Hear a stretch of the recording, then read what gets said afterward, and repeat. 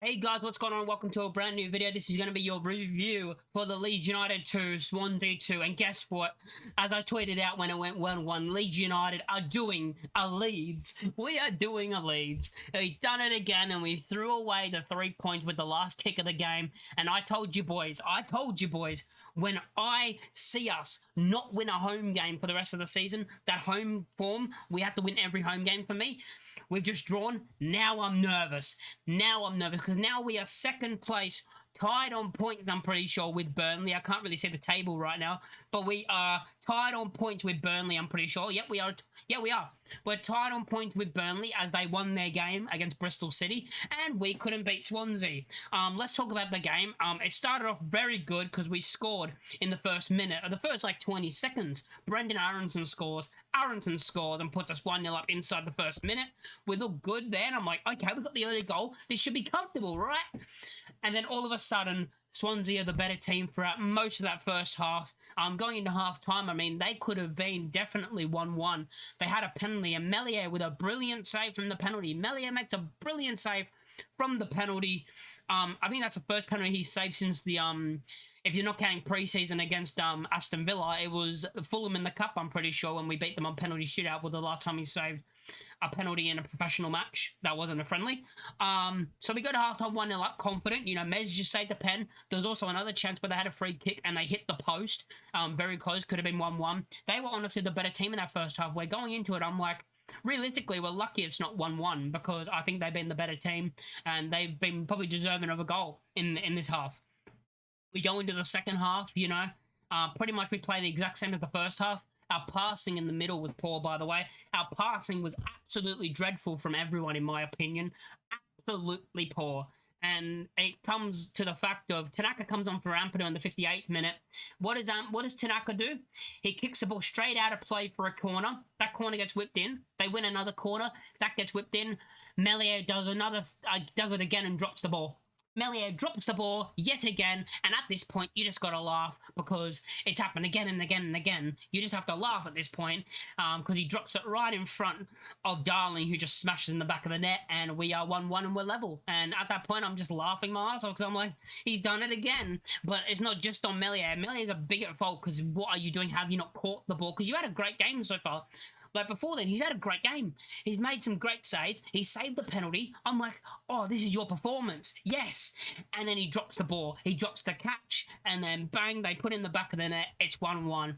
And he also to blame for that is Tanaka. Let's be real. You have to put some blame on Tanaka for just booting it out for a corner in the first place.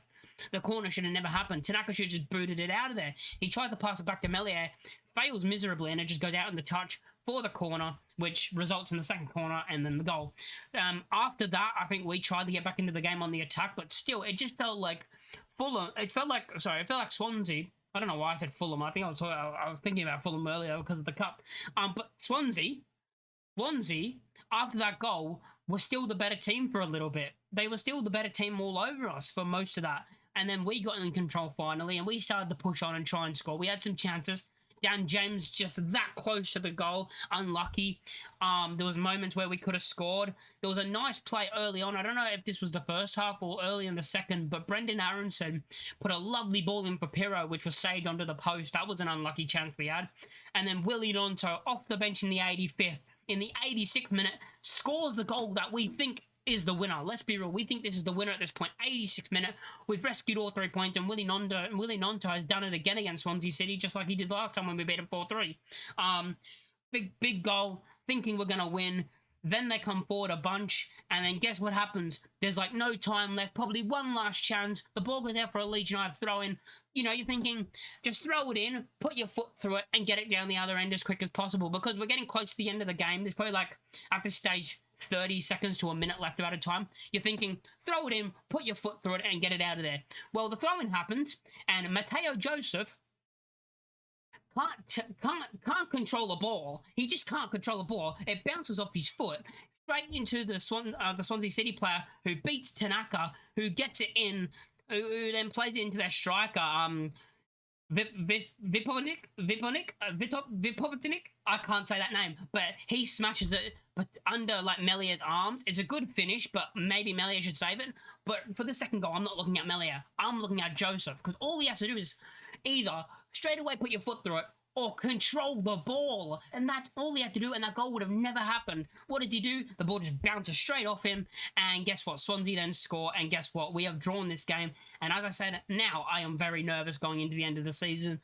With 7 games remaining, we are tied on points with Burnley. Of course, we've got to remember that Burnley and Sheffield United still play each other, and knowing we have to just keep close until we get to that game, and just pray that, well, at this point, pray Sheffield United just beat Burnley and win the title. We got to pray that Sheffield United beat Burnley, because if Burnley win, it's still going to be close going into the final day, where we might be able to get into a stage where if Sheffield United do beat Burnley and we win, it basically confirms promotion. We could get into that stage where that could basically confirm promotion if we keep doing the same results as Burnley because of our goal difference. I'm pretty sure, because I don't think they can catch us really on goal difference if we're looking at it. Yeah, they can't. I don't think they will at all. So as long as we keep with them every week and getting the same result into that game, we've got to pray Sheffield United beat Burnley, and then we beat Stoke, and then that will confirm promotion. But I'm very nervous now. 7 games remaining, and now that we don't play until next weekend, we have a whole week to think about this. Of course, I'll be making videos through the week, probably saying, guys, I'm nervous, but that performance today in general, terrible. Like, we can talk about the performance in general today, absolutely terrible. The passing was absolutely terrible. The way we played that whole first half and most of the second half was just over the top. We didn't try and pass it around. We just kept playing balls over the top, looking for Solomon, Dan James, and Alonso. Why are we doing that every single time and not trying to play some nice passing like we do for most of the season? We're just smashing it over the top. And, like, it's just so annoying when you do that, because we are a good football team when we keep the ball on the ground. But this game, for some reason, we just kept banging them over the top, going, yeah, chase it, you'll get there. Chase it and go for it, Dan James, every single time. And, yeah, I mean, Swansea, for most of this game, even though you look at the possession stats, and we probably have more possession, I mean, I look at the possession like graph thing, and it's all of us, and the possession is in our favour, 55% to 45%, but it just felt like Swansea were the better team and did deserve a point in this game. Like, I'm not putting anything against Swansea in this game, because they did deserve a point, because, in my opinion, they were at the same level. If not, they played better than us, in my opinion. They were probably better than us, in my opinion. Probably, deserved at least a point, because we were not good. We weren't good. And as people would say, it's because Byron was in for Firpo, Tanaka didn't start. The reason why those two didn't start is because they just came back from international. Firpo was still flying back. When we had the press conference. Of course he wasn't going to start. Of course he wasn't going to play the full 90. And it wasn't on Sam Byram either, because I think Sam Byram was okay. I think he had a good performance. And let's go in. I guess we're going to do player ratings. I've been just bad. I haven't done player ratings. We'll do player ratings. Ilan Melier. I mean, Melier, like, what do we rate him? Because he has made that error, and it's costly yet again, but he did save a penalty and make a bunch of good saves during that game. I'm going to give him a 6.5, just off the basis that he was good for most of the game, besides the one clanger, again, which is massive when your goalkeeper does it, of course. And this goalkeeper is going to cost us promotion, in my opinion. I mean, if we don't get promoted, he did cost us promotion. But, yeah, I think overall his performance was a good performance. He saved the penalty. It was a brilliant penalty save. He got down low quick. Bang, good save. Yeah, I'm saying, if we kept the clean sheet and kept it at 1-0, I'm not going to lie, I would have given him man of the match for like a 9. But, yeah, he gets 6.5 for me. Sam Byram, I thought, was good. Like, all right today. I'm going to give him a 6 point. Actually, no. We're going to put Melier back at a 5. He's going to get a 5. He made some great stuff and then did some terrible stuff. So, 5. Sam Byram, I'm going to give a 6.5. I thought he was good today. I thought he was all right today. Pascal Strauch and Joe Rodon, both, I didn't think were great today at all. Their passing was very shocking today. I am going to give them both a 5.5. Jayden Bogle, I'm going to give a 6 because I think he was okay today. And he was a bit dangerous at times. Joe Rothwell, I'm going to give a 5.5. Don't think he was the best, but he wasn't the worst, of course.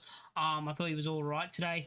Ethan Ampadu, I know he's just come back from an injury, so he's not going to be 100%, but his passing was very poor, and I don't think he had a good performance at all. I'm going to give him a 5.5 as well.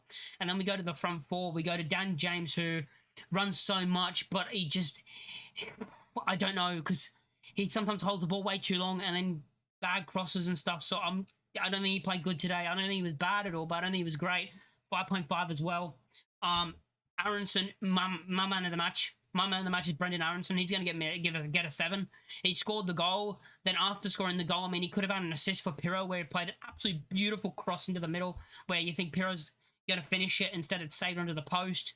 I thought Aronson did play well. He played another good ball through as well. That could have ended up being a goal. He could have had like 2 assists in this game. He could have had a goal and 2 assists. But so I'm going to give him a 7. Manuel Solomon, I'm going to give a 6 because I don't think he was the worst. I mean, he wasn't the worst of course, but he was all right today. I guess I'm going to give him a 6. Joel Pirro up front was legit anonymous. He was anonymous. Going to give him a 5.5 because I'm being nice and I don't want to give anyone really below a 5. But Joel Pirro was anonymous again. And that doesn't mean I want Joseph starting because he's worse because he can't trap a ball. But yeah, Pirro wasn't good either. And the performance was bad. And I'm just worried for the rest of the season now. And I know everyone else is as well worried for the rest of the season. Let me know commenting down below what you guys think. And I know a lot of people on Twitter and stuff when I go on will say, yeah, we're finishing 3rd playoffs. We're going to versus Coventry in the final. I'm still hoping that we can turn it around and we can be happy and we can build some more we can build our confidence back up again before the end of the season and be back in the top 2. I mean, we are in the top 2, but like back in the way of like, yeah, we are going up. But yeah, I mean, that would need a win in the next. That would mean we have to win our next game 100%. If we lose our next game, it's over. Or even draw, I say it's over. But yeah, thanks for watching the video and I'll catch you all in the next one. Peace.